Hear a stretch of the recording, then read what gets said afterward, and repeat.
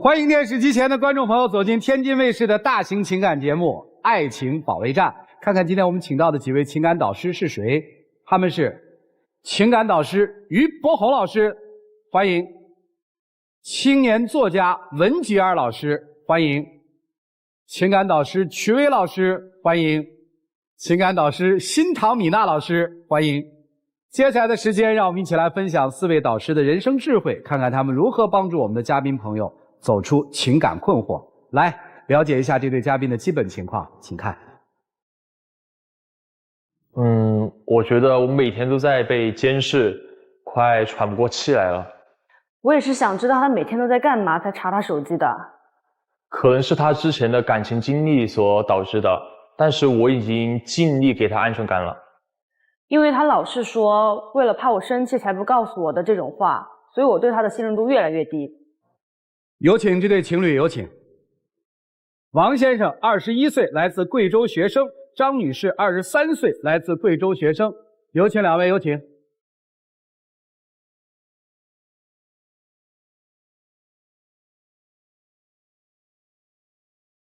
欢迎两位啊！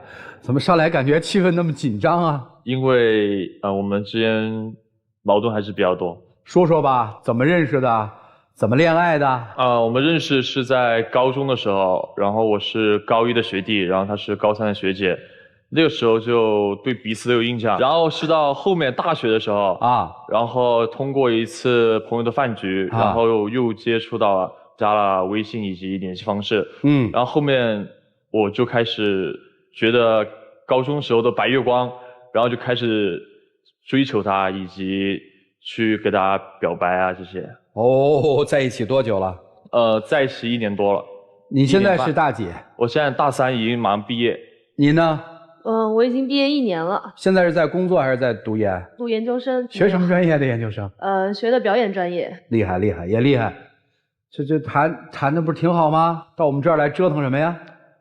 就是因为生活中一些琐碎的事情，我就感觉我自己都快被压得已经喘不过气，他的掌控欲就十分的强大，甚至我去哪个位置，任何地方、任何时间都要向他进行一些视频上的沟通。他说的是他没有安全感，然后就让我去给他进行一些能给到他安全感的事情，比如说什么报备。那你谈恋爱不就是这样的吗？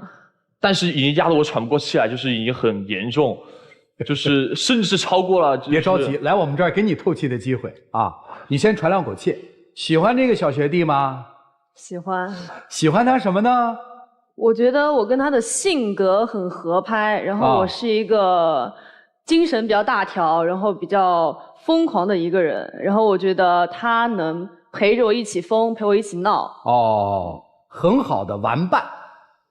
也可以这么说。可以这么说啊，这当然需要玩在一起，玩不在一起还能恋爱，好吗？那是。他刚才说你对他给到的压力很大，我用压力这词可以吧？对。所以他有点透不过来气儿。我们怎么理解这个压力？举几个例子吧，来听一听。就是在我和朋友出去，然后他每隔10分钟就要喊我给他发视频，去和他报备。不是，这是为啥？这不是疯狂吧？这疯了吧？我想看一看他时时刻刻在干什么。我的天哪，这，你可以不接呀，兄弟。但是我出于对他的一种害怕、责任感。责任感，你这个词儿用的，这跟好，就责任感吧。对，你接了啊。我觉得还是需要去和他说明一下现在情况。这个好像现在恋爱中的男女生都愿意做这样的事儿，反正我们看就特别过分了。但是对于你们这些恋爱中的小情侣来说，可能还是没啥，是吧？这恰恰是一种爱意，对吧？我要不在乎你，我管你是谁，对吧？对。你其他的男生，你给我看我都不看，对不对？知道你们这心理啊。这事儿咱们过。再举个例子，他用我手机进行刷朋友圈的时候就是他会问，这个女生是谁？这个女生是谁？然后你玩得好吗？然后就会进去问。如果我说玩得一般或者不好，他就没有经过我同意，直接将女生从我的微信里面删除。那既然我们2个都已经谈恋爱了，然后我会提前问他你和这个女生是什么关系，你和她熟不熟，或者是你和她是同学还是朋友什么的，我会提前问他。如果说是同学，或者说是玩得还可以的朋友，那我就肯定不会管嘛。但如果遇到那种长得又还有点好看，然后朋友圈又有一点小心机，然后跟他关系又不好的人，那他留着干什么？那不删他留着？不是，那是他的朋友，你有什么权利删？你就基本算是网管了啊，对吧？是他的专属网管。来，接着说，还有呢？定位软件的话下过，然后时时刻刻都能晓得我在哪个位置，以及我在哪个楼层，甚至是。不，现在还有定位软件知道在哪个楼层的？楼层倒也不至于，就是能精准的看见他在哪个地方。他也得下载，我也得下载，然后才能看见。也就是说你是同意的，对，他是同意的。对，你也能看到他，对，他也能看到我。你不看？我不是不看，是时不时的会看，就是没有那么你也看，没有那么频繁。我爱看，因为我没有那么频繁，就是时常的时候我也会，就是怕他因为女孩子嘛，我觉得在外的话还是有危险啊这些。他不给我讲的话，我也可以稍微看一下。但是他的话是时时刻刻。还有别的吗？暂时没有什么，其他都是很小的事情，然后累积在一起。就这你就拖不过来气儿了？我就觉得没对你干嘛呀？装软件是你同意的，对吧？人打电话你可以不接，你自己犯贱，你接了，对吧？他删你的这个朋友圈，你要真是拒绝的话，删一次咱就分手，删2次咱就拜拜，他还敢删吗？这不都是你授权的吗？你有啥拖不过来气儿的？是因为他的性格有点过于太暴躁，就是如果我做了一点小小的事情，就会激怒他。那你认识我的时候，我性格就是这样的呀。那你既然选择和我在一起了，那这点小事情你都不能接受？相当于女生把现在可用的电子手段都用上了，对吧？这个叫说好听点叫关怀，对吧？因为爱，所以要知道，时时想知道你在哪儿，对吧？说难听点，这就叫监视，对吧？是因为他之前就做过让我不放心的事情。哎呦，他做过什么事儿啊？他喜欢打游戏，然后他就喜欢去网吧上面打游戏，然后有一次他就跟我说他要去上网，我就让他去了。结果去了之后已经过了很久，他都不怎么回消息，然后我也一直跟他发消息，他也不回，然后电话也不接，视频也不接。好，然后过了几个小时之后，他才跟我发信息说刚刚在打游戏，然后现在才忙完。然后他跟我说你猜猜我刚刚和谁打游戏？然后后面那个女生是我认识的，我是看到那个女生发的朋友圈，我才知道他们在一起打游戏，他就没有跟我说明他和女生在一起打游戏。你不要改那个词儿，你的原词应该是他就没给我报备。对，他没有给我报备。然后我就看他和那个女生的聊天记录，但是我点开他们俩的聊天记录是一片空白，什么都没有。然后我问他，你们俩都没有聊天的话，那为什么能在一起打游戏呢？但是他们的是端游，不像我们手机上的那种游戏，可以通过微信邀请好友就一起玩。然后他也没有聊天记录。后面他跟我解释的是说，像就是直接微信好友，因为他们俩有微信，他就直接邀请就可以打游戏了。好，然后这件事情就过了。但是过了很久，大概要有几个月的时间了之后，偶然的机会我陪他去了一次网吧，然后他要去玩那个游戏，我就在旁边等着他。结果他一登那个游戏的画面，我就觉得不对劲。就是他的微信就是那个游戏好友就只有几个，并没有他所说的可以通过微信好友能拉人，就是一起打游戏。这个好技术流，好技术流，基本听不懂，你就告诉我们结论是什么啊？就是他骗我，他其实已经和那个女生已经在微信不止一次的打过游戏。对，然后他们私下里还有联系，他还删了聊天记录。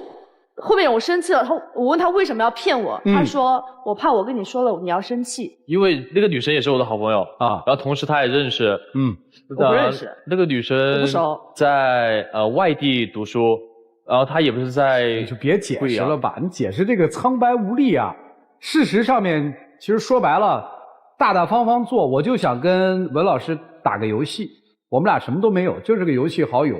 那我就告诉他呗，我就要跟王老师打游戏，你同不同意？对呀，他提前跟我说。不同意我也要打，这是我朋友，我什么都没有，难道我连个邀请一个异性打游戏的权利都没有吗？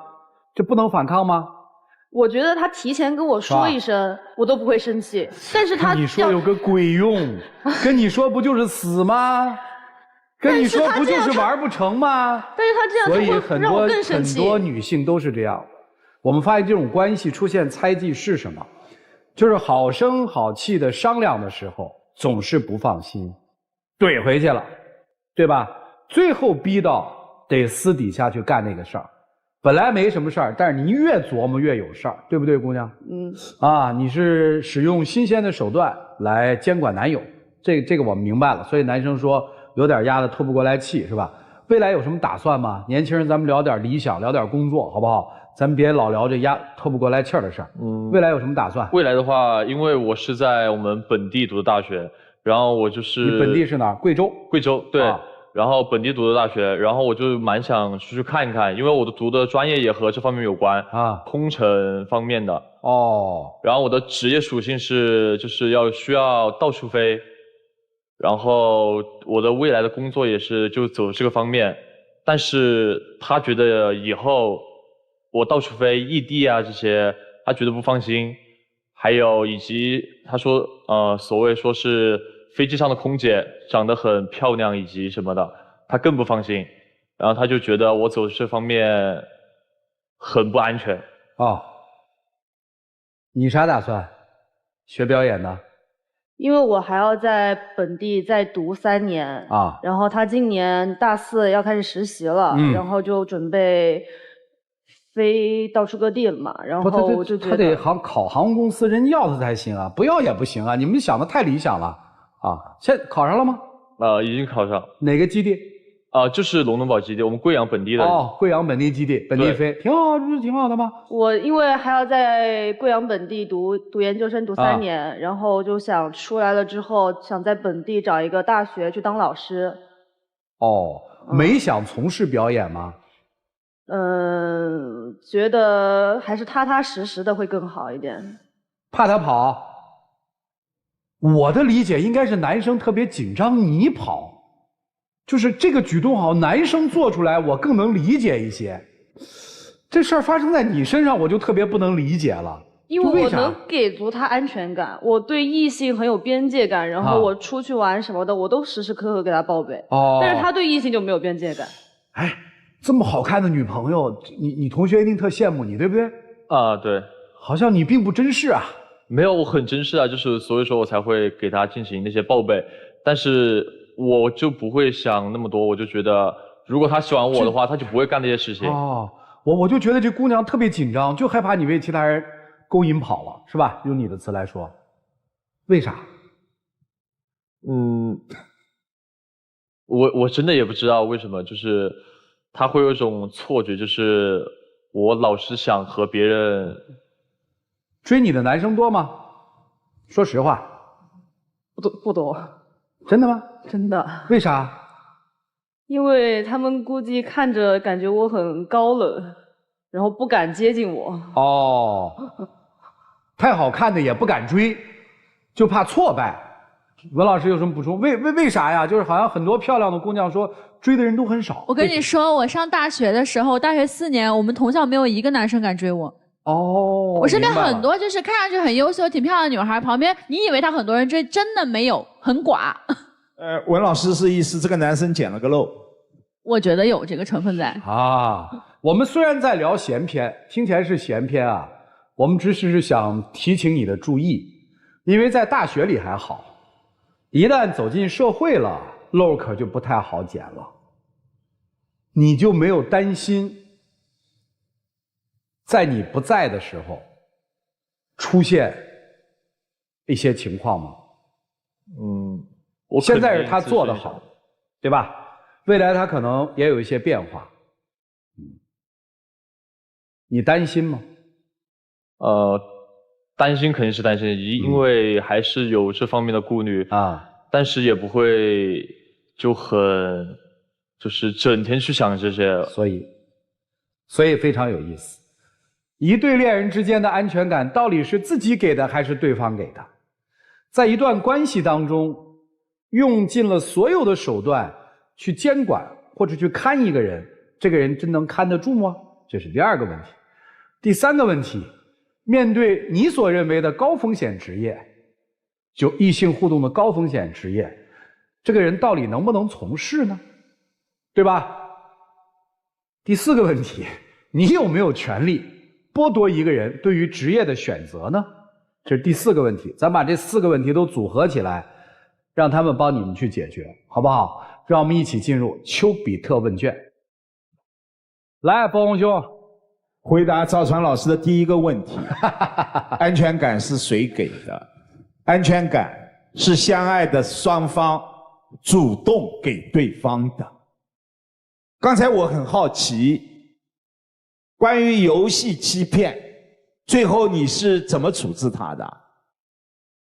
我让他写了个保证书发社交平台。写了吗？写了。多少字啊？2000字吧。2000字发社交平台，别人看得到的呀。对，他就是想让别人看见。那你不是颜面扫地了？嗯，对。您能用的监视手段、方式、器械全用了。他虽然内心非常的不愿意，但行动上他还是在配合你，或许就是那种爱。但是你有没有想过，一个男人在追求你的时候，一切都是愿意。我担心的是，他会总爆发，甚至等到哪一天，他把自己遭受的一切再还给你的时候，那不是分手，可能就是对你的伤害了。爱情是需要有尊严的，是需要有自我的，尤其像你这么漂亮、这么优秀的女生，自信一点，好吧？好。回去不管是分手还是不分手，把所有上的手段全部撤除，可以吗？技侦部门撤出现场啊，可以吗？我可以尽量尝试。应该做。好，自信一点。好，谢谢。谢谢包红兄。来，文老师，我真的非常客观且中肯的跟你说一句话：你见过的男人太少了。你现在之所以会有这种情况，就是因为你见过的男孩太少了。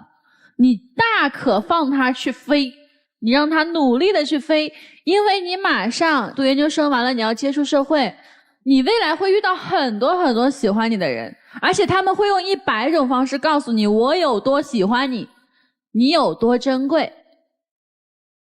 你目前在这段关系里面，这个男生把你所有的不安全感变成了他的累赘，但是他没有想过你为什么没有不安全感。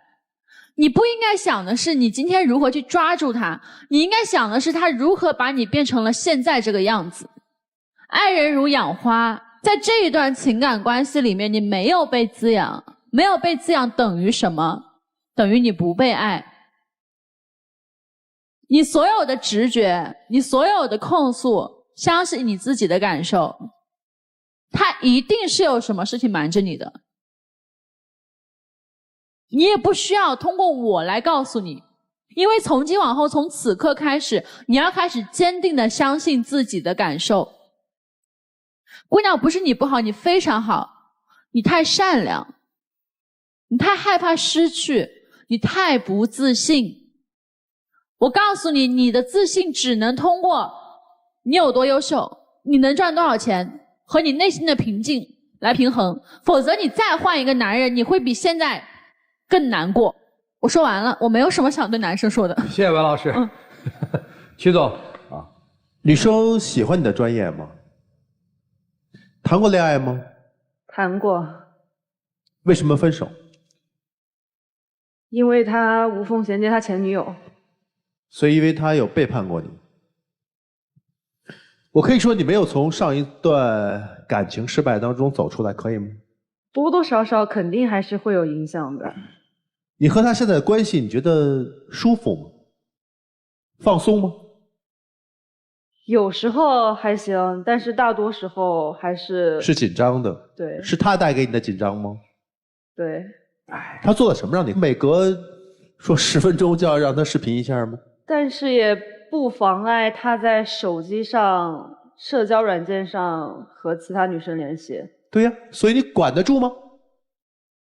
那你为什么要跟他在一起？你不觉得很累吗？但有时候你会上瘾，因为从他那里是可以得到反馈的。我让你打视频你就打视频，我删你的异性朋友就得删。你是可以找到一种成就感，他听你的，但这种关系你觉得能维持多久？你想掌控自己的生活，掌控自己人生，甚至于掌控周围的这种亲密关系，但方式错了。我们千万不能用掌控、用管理，而应该用什么？吸引。如果你是一道光的话，那它一定会被你吸引的。如果你自己很充盈的话，你一定是会散发出光的。如果你没有，即使你长得再漂亮，你也得不到你心中的那种安全感。所以安全感不是来自于外在，不是来自于别人，而是来自于内在。所以希望你现在能够把精力回收，放到你的学习上，放到你自己的社交上，放到你的兴趣爱好上。当你的内在多了，不仅仅是长得好看，那你就会自信起来。就这样。谢谢曲总。米娜老师。姑娘没啥问题啊，不就是因为遇上了一个讨厌的男人，谈了一桩糟心的恋爱，在这一桩恋爱里头变成了一个猜疑的女人吗？对吧？你不是在遇到他之前也没有对任何的友情、任何的过往的人都会有这样，我要查行踪，我要跟踪，我要对你的时刻无时无刻的我都需要报备，并没有这样的关系，对吗？所以这并不是你的错呀，这不就是他给前女友点赞导致的信任失衡之后，你一而再再而三的让自己去验证这个男人值不值得我接着爱下去。你反复的求证这个，你唯独犯的错是什么？是你早就得出结论了，这个男人早就该扔，但我没扔。我知道了他跟前女友点赞，这个事情加重了我的不安全感，这个事情让我觉得这个男人是靠不住的，于是我开始查他。我查他了以后，一而再再而三的证明了他不经查，不经查你还不走，你开始要管理和修理他干嘛呢？我们成年人不是挑选一些合适的好的人就行了吗？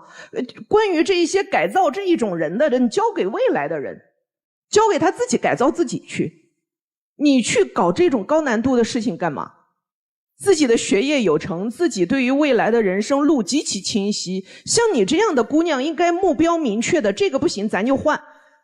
我没有必要在烂人身上浪费时间，就这么简单的问题嘛。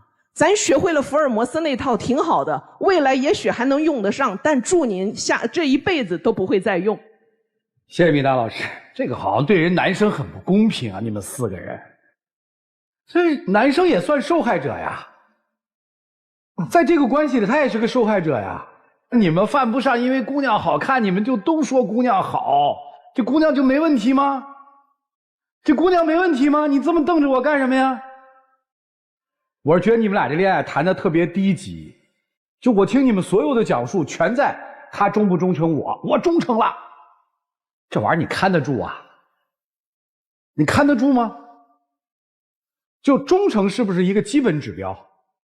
当忠诚度出现问题的时候，你就2种选择，一种选择是说我忽视不见，我喜欢我忍了，我就这样了，因为他太优秀了，我离不开他，这是第一种，对吧？第二种就米娜老师说的那种斩立决杀无赦呀。你为什么都不做呢？在那儿内耗，男生也是这样，居然还写了一个自己写2000多字，还要在社交媒体上发，那你是不是意味着向你所有的朋友说我是个渣男，我是个出轨男，给自己脸上泼脏水啊？你是吗？我问你。不是。那你为啥要写？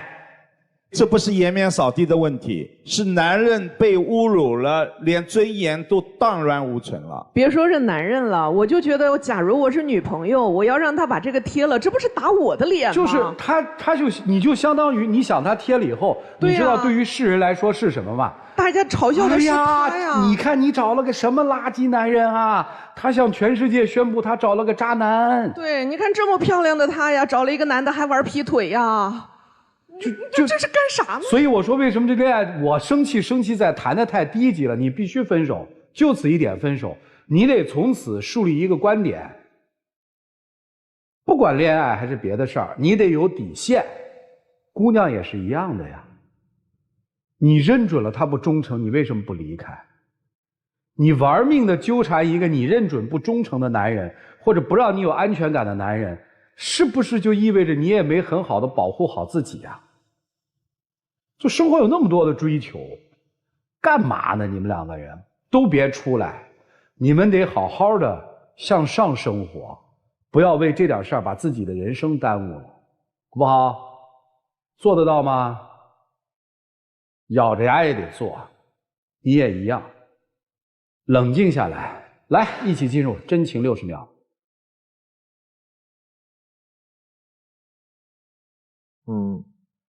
我感觉好像也没有什么说的，就是我以后也会好好的把自己，就像老师说的，底线以及自己的尊严，好好的放在心里面，然后不要让别人去触碰那个底线以及尊严。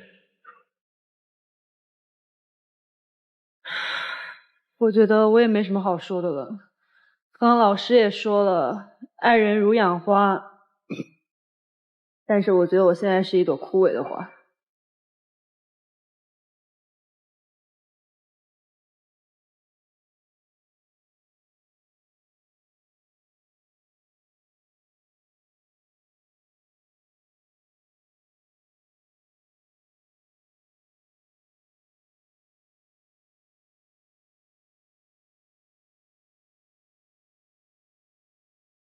其实一段失败的恋爱挺好的，如果能从中汲取养分。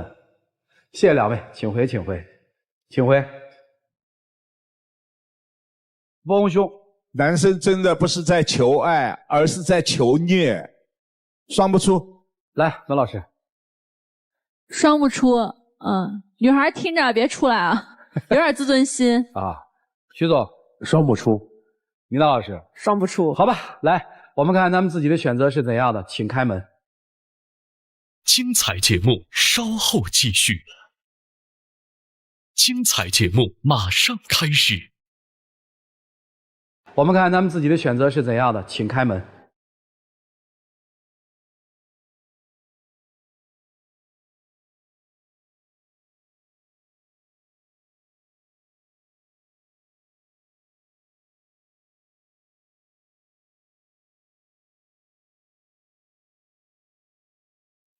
这结局特别好，你说他们俩其实如果好好谈恋爱，能聊多少事儿，对吧？一个空乘要学多少急救的知识，一个空乘要学多少生活里的知识，一个搞表演的人要看多少片子，看多少的小说，他们把这些聊出来，然后如果他们喜欢旅行，世界上有多少好玩的地方，就坐在那儿聊聊，这都不会这样吧？所以人家还是那句话嘛，要找一个有趣的灵魂去恋爱。好了，了解下一对嘉宾的基本情况吧，各位请看。他总是把所有问题都归结于我身上，埋怨我，抱怨我，讽刺我，不念及我的好。我认为他对这个家没有上进心，没有责任感，反而他还指责我。希望他能够理解我，不要老贬低我，抱怨我，希望他能够尊重我一些。我希望他能努力工作，多挣钱，尽到一个父亲的责任，多疼我一些。有请这对夫妻，有请。男嘉宾王先生36岁，来自辽宁无业；女嘉宾宋女士36岁，来自黑龙江，服装电商。有请两位，有请。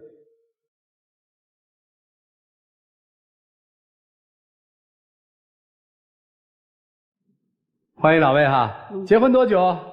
结婚10年了。有娃了吧？有了。多大呀？孩子8岁了。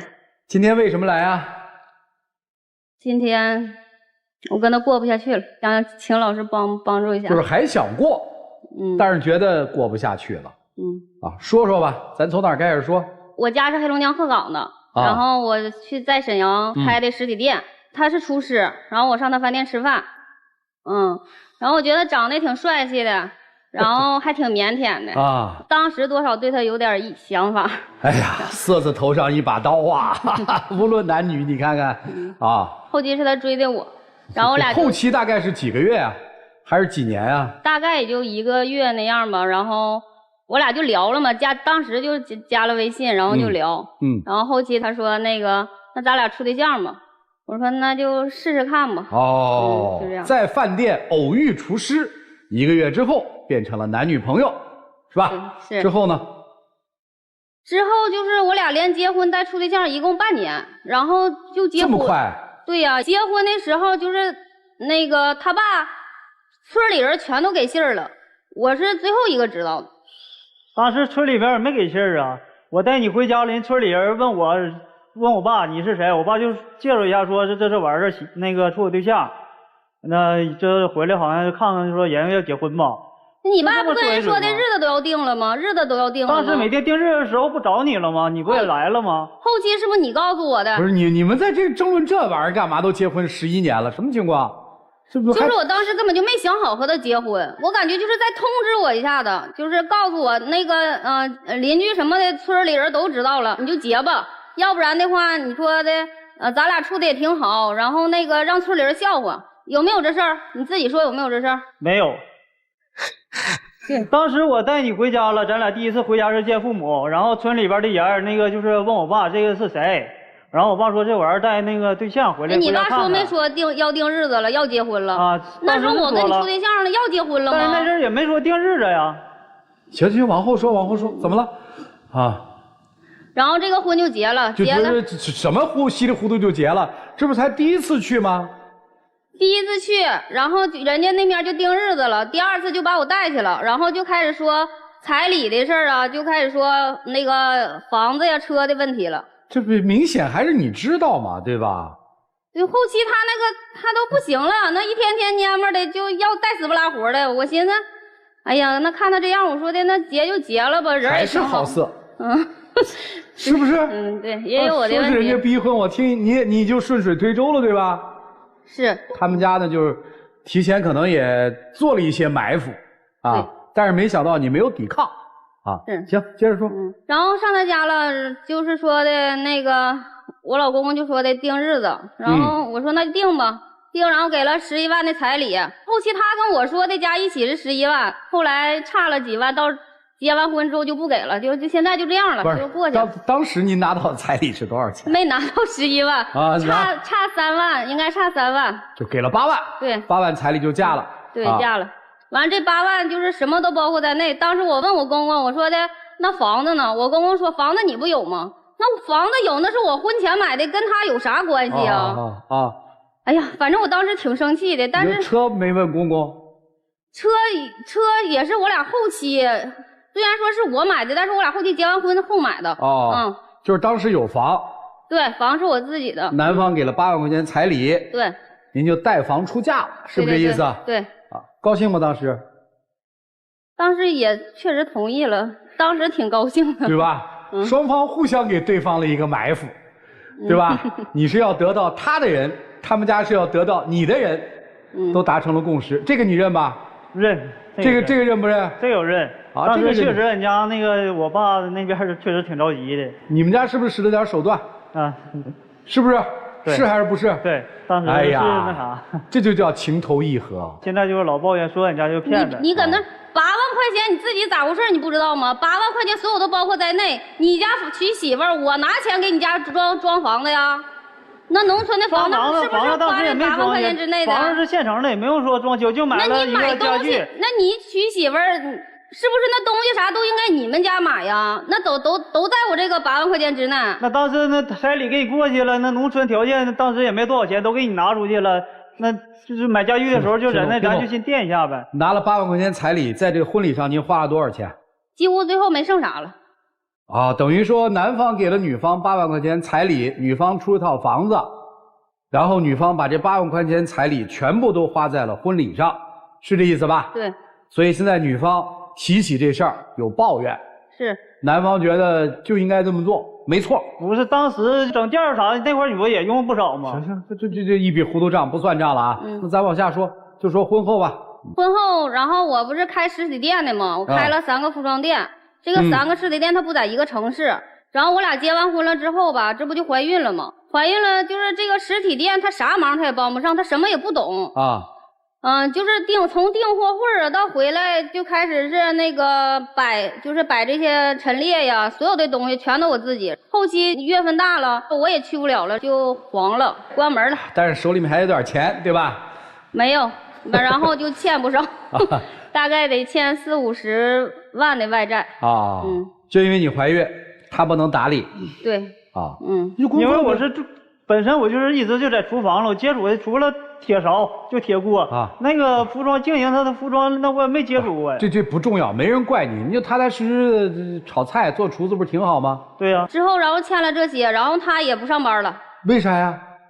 我那时候不上班呢吗？咱俩结完婚之后，你怀孕之后，我也一直在上班，就是只不过是在你怀孕了7、8个月份的时候，那时候你那个怀孕那个待产了，说非得要回那个黑龙江老家，我这边工作就得辞了，是不是这个事儿？是你先期总说你一进厨房不是身上长疹子就是脑袋疼的，但那时候我不身上起疹子，我是身体不舒服，但是那个时候我不也是在坚持吗？不一直后期咱俩就是都回鹤岗的时候，不也是经过你的同意吗？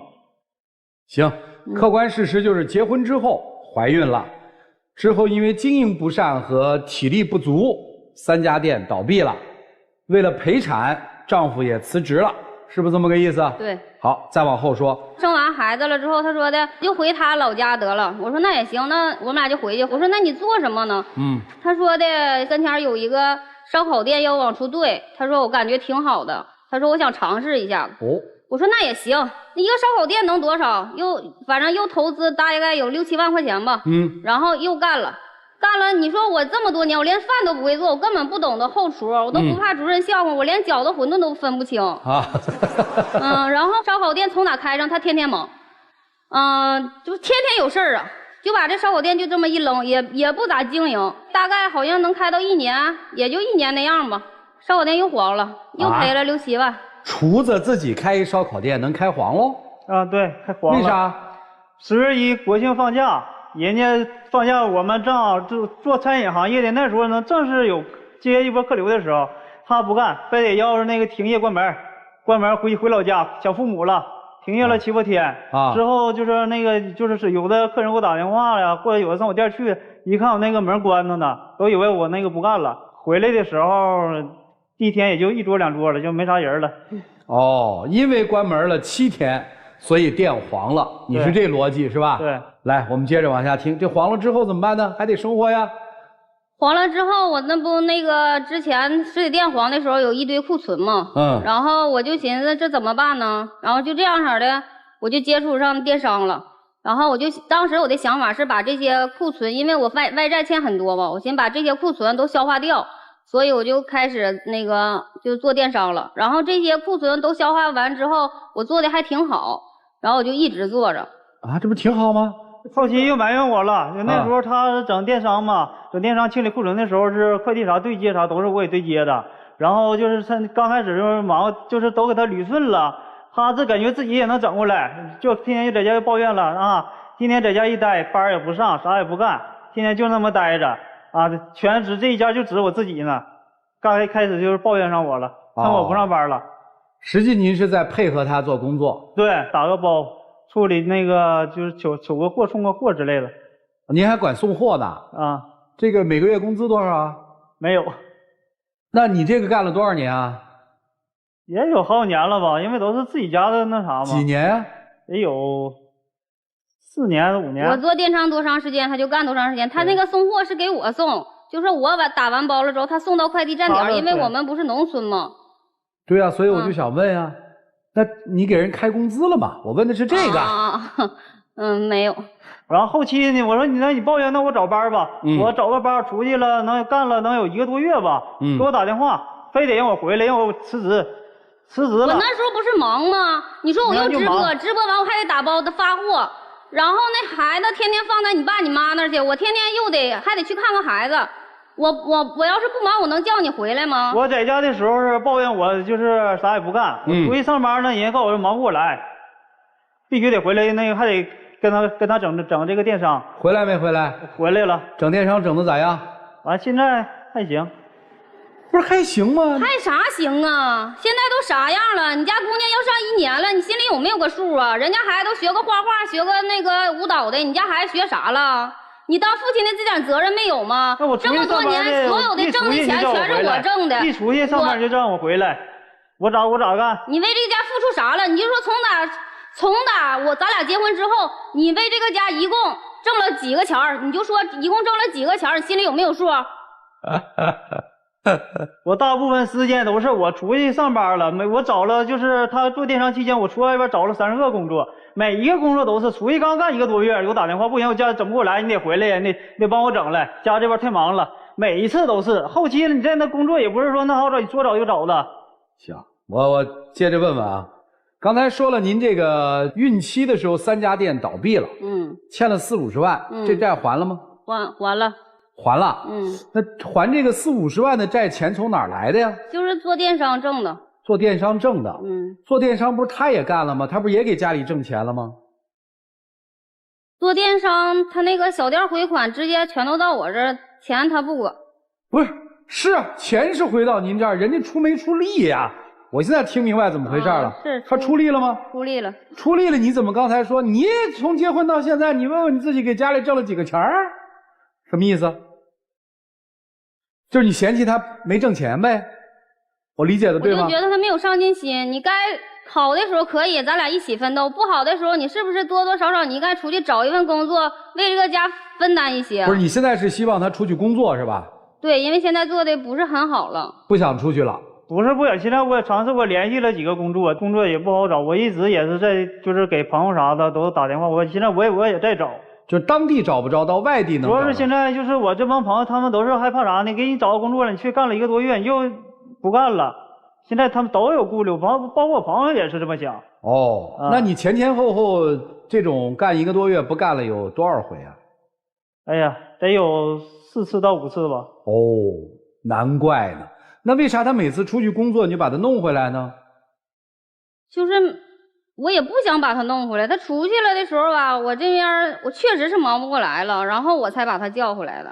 那你雇一个人呢？我雇了，我雇那个人，他也不行啊，他啥都不懂，然后哎呀，干的东西不可手，反而还更增加我的那个。那你雇那一个人1个月给人多少钱呢？雇的1个月3000。1个月3000。你看这个员工又顺手，对吧？1个月3000块钱，人就算给家里挣的了呀，还要出去干啥呀？看不着这个。先生是不是心里很委屈？确实挺。我想出去干活，你让我回来干，我回来干，你又看不见我在干。对，你给我整不会了。然后老那啥埋怨我这那的，这不行那不行。你会跟他吵架吗？有时候反正也会吵几句。吵几句。对。你们家大事谁做主啊？大事都是以他为主。都以他为主啊？对。那小事谁做主呢？比如说做个饭呀，收拾个家呀。小事做饭基本上是我做的多嘛，然后收拾家务啥的都是我媳妇儿就收拾这些乱七八糟的东西。所以你觉得这个日子还能过吗？能过啊，我感觉我还挺珍惜他的，我就是心里还挺珍惜他的珍惜他个啥呢？你这个又没用又没有价值，因为他要强啊，他是要强一个女孩啊。要强，还有呢？他要强，他在要强的时候，我就做好自己的辅助呗，我就帮助他呗。所以你是甘心做他的绿叶配菜，对，这不是挺好吗？我觉得跟他过不下去了。我觉得你说我远家这么远，然后过多的全都是我自己付出，然后我就觉得这一家全都是我自己在挣钱养这个家。然后负债那么多，也都是自己努力还。我觉得对这份婚姻没有什么希望了。哎呀，当初要不嫁给他就好了哈，也不会怀孕，对吧？3个店也不会倒，40、50万的钱也不会欠，对吧？我也是这么想的。好，问你个问题，咱家这闺女和这40、50万，拿40、50万把闺女给换走，换不换？不换。啊？不换。那你觉得你们家闺女值多少钱啊？不能用金钱衡量。什么？不能用金钱衡量。就闺女不能用金钱来衡量了都，那就是咱们说的无价之宝是吧？对。那你这11年好歹得了个无价之宝啊，是还是不是啊？那哭个啥呀？老师们听明白了哈，就是对于婚姻有一个期待，但是现实又不如自己想象的那样，压力又很大，又觉得老公不能分担，是吧？所以觉得过不下去了，来我们这儿了。先生觉得我这日子过得挺好的呀，你干嘛非让我这样？是还是不是？我就现在就是我希望他能就多理解一些，不要是老去抱怨啊，要对生活充满希望，对，不要老抱怨生活，也别抱怨我，对吧？对，老师们看看怎么帮助这对夫妻吧。让我们一起进入丘比特问卷。妻子蛮委屈的，我问你几个问题：你对面的这位丈夫，他是不是天生的娇生惯养？不是。他是不是天生的好吃懒做？也不是。他现在是不是你们的家庭模式变成了老公要靠老婆养，就老百姓说的吃软饭？是还是不是？是。是。你承认吗？不承认。原来好端端做厨师，厨师不干是不是妻子同意的？而且是要求的，对吧？对。平时妻子把你叫回来5、6次，那么现在你让他出去工作，他也担心过2天，哎，你又需要了，又把他叫回来了，你让他如何适从？我只是想告诉你，男人是这个世界上最要面子的动物，男人有时候最需要哄的，男人最失落的就是被老婆看不起。如果连老婆都看不起，这个世界上还有谁看得起他？所以你们现在要改变的是家里的相处模式，还有你对自己丈夫的态度。如果你改变了，他更加积极，又回到当年你喜欢的那个非常勤奋勤劳的厨师的模样了，明白吗？谢谢。谢谢包红兄，来文老师。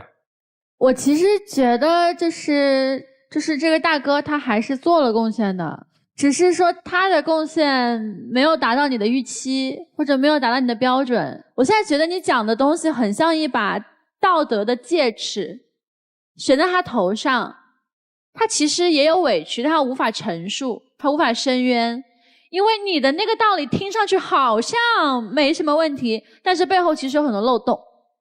我们没有说不肯定你的付出，我们都很心疼你啊，为母则刚，然后为这个家庭做出了所有的贡献，但是他也是你的战友啊，他也是你的后方力量。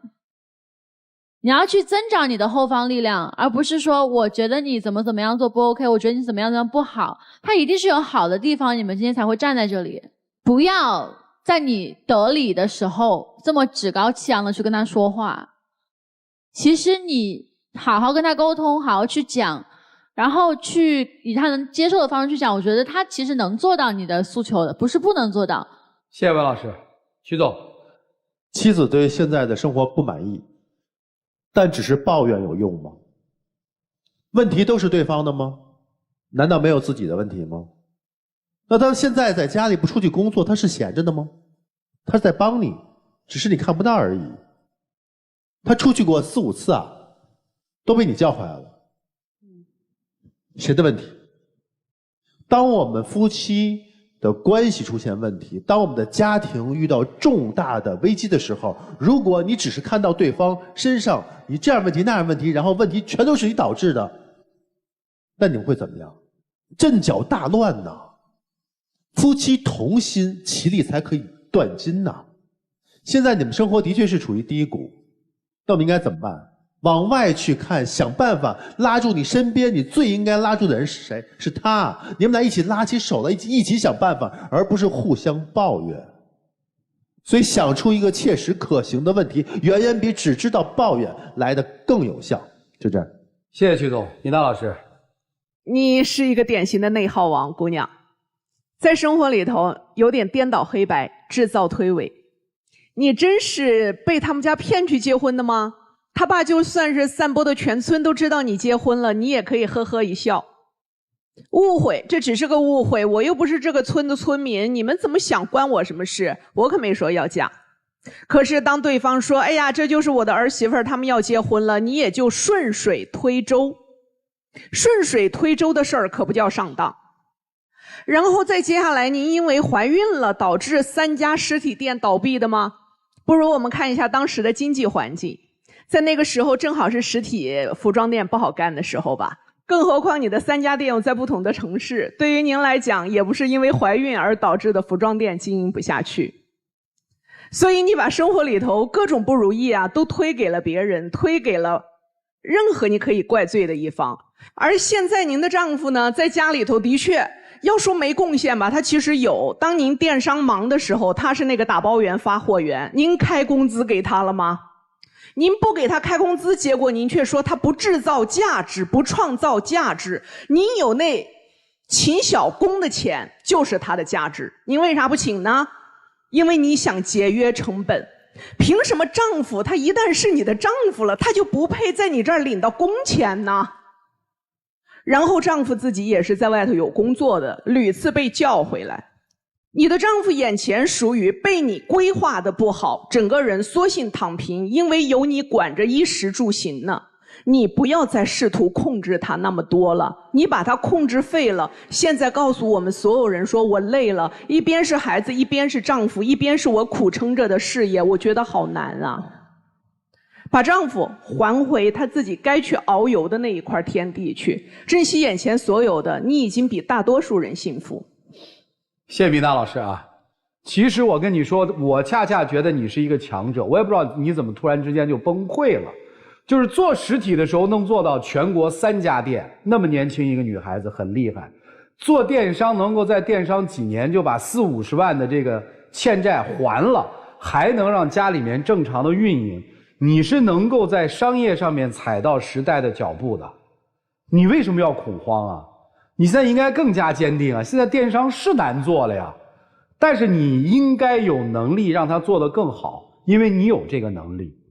而对于你先生齐根儿，你就错了。你看上了一个花样小美男，你是把他当金丝雀养的，你还在这儿哭，他没哭就不容易了。而且他心态其实挺好。现在很少有丈夫像你这种心态，就是我老婆强，我意识到我不行，我去帮助她，这多好啊！这男人不错呀，你其实挺有眼光的。你要坚信你自己。你们家现在不就2条路吗？第一条路，联手创业，肯定他的成果，他就是个副手的命，当不了主力。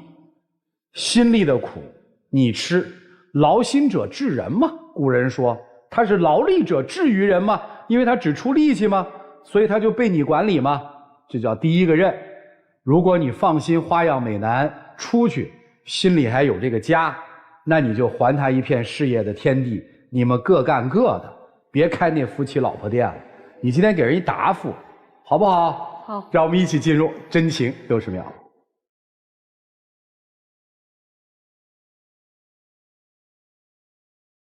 我希望就是在我们以后的日子里，咱俩就是能多多沟通吧，互相理解，互相包容。如果说你真正希望我去出去自己闯荡的时候，我还是就是按照你的意愿去走。但是我希望咱俩就是以后能好好的。我也有我的错，我听了主持人和老师说的，我也知道我太强势了，看不出来你的付出。一起努力吧。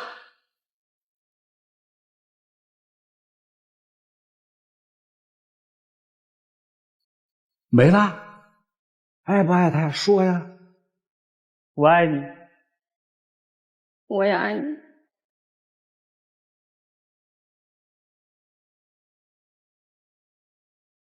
知道该怎么做了。知道了。所以我还是相信他能成。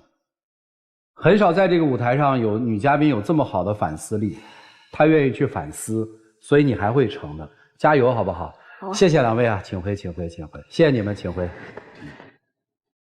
电视机前的观众朋友，我们栏目的唯一官方报名热线是0223606301，情感困惑的观众可以来电报名，不收取任何的费用，小心被骗。宝红兄预测一下。这个预测其实不用我要让你预测的不是这个，这太好预测了，都会出来。我让你预测的是，他是把他留在身边，还是放他走？我认为还是会留在身边，他少不了他。另外我和赵老师有一个非常有共鸣，我蛮欣赏这位妻子的。他看到自己错了以后就坦荡坦率的承认。所以这一些真是有前途哦，有大将之风。对。来，老二，你预测一下，放他走还是留？留。好，来，徐总，我也觉得是留。米娜老师，那肯定是留，他不会放过一个小兵的。来吧，咱们看看他们自己的选择是怎样的，请开门。精彩节目稍后继续。精彩节目马上开始。来吧，咱们看看他们自己的选择是怎样的，请开门。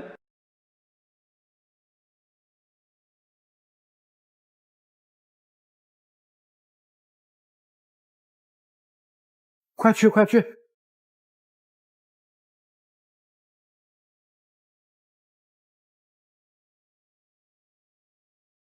来，我就问一个问题，我们刚才一直在猜呢，最后领导决定是把这个老公留在家里帮你继续辅助你的电商呢，还是让他到外面去好好的精益厨艺，到大酒店去工作？你的决定是？让他学习啊，让他学习。看看你们这些眼界，低了吧？真放出去了哈。人家放，别着急，一听放就高兴了。因为哎呀，笑的，你看笑的就想出去。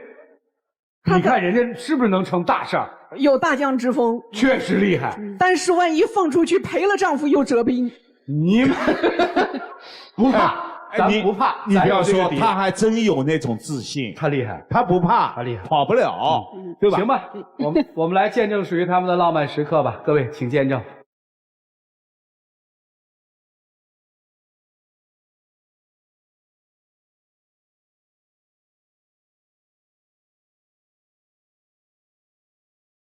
行了，两位，回吧，请亮灯，谢谢，请回。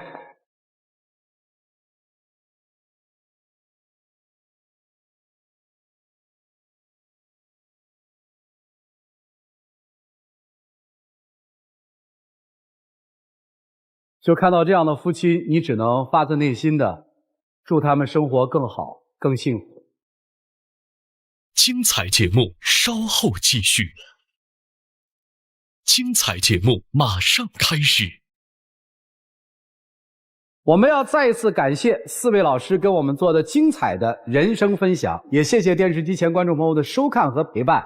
我们下期节目再见，谢谢大家。